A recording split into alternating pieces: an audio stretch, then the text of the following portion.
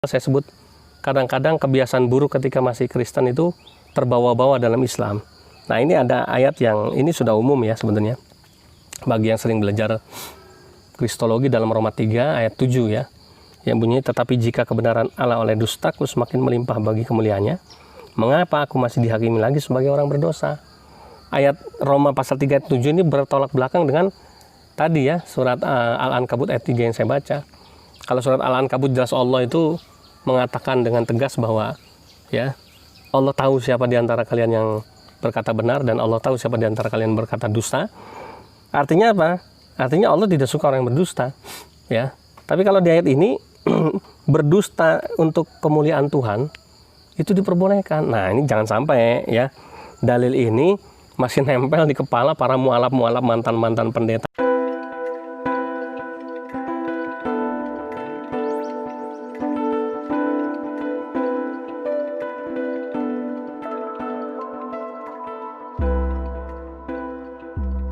Shalom saudaraku yang terkasih di dalam Tuhan kita Yesus Kristus.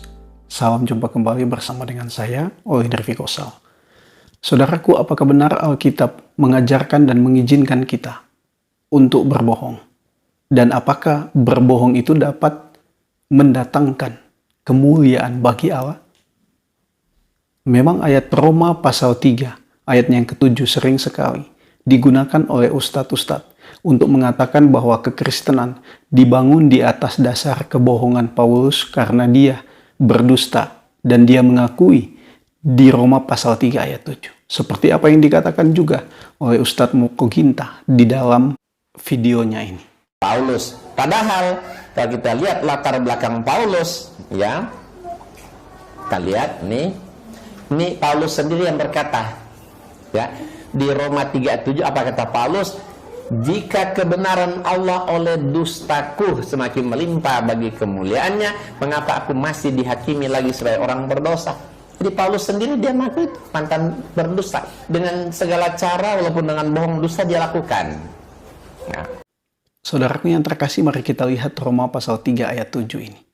Dikatakan di sana, tetapi jika kebenaran Allah oleh dustaku semakin melimpah bagi kemuliaannya, mengapa aku masih dihakimi lagi sebagai orang berdosa? Saudaraku yang terkasih, kita harus tahu di dalam pasal 3 di surat Roma ini, yang pertama mau menegaskan bahwa Allah itu adalah setia dan Allah itu adalah benar. Sangat bertolak belakang dengan kehidupan manusia yang berdosa dan hidup dalam kebohongan atau dalam dusta. Dan sebenarnya kalau kita lihat ayat ini, mau menekankan bahwa tidak mungkin ketidakbenaran manusia mau menunjukkan kebenaran Allah. Bagaimana mungkin ketidakbenaran manusia mendatangkan kemuliaan bagi Allah? Karena itu dijelaskan bahwa dosa atau ketidakbenaran atau dusta dari manusia pasti akan masuk di dalam penghakiman Allah.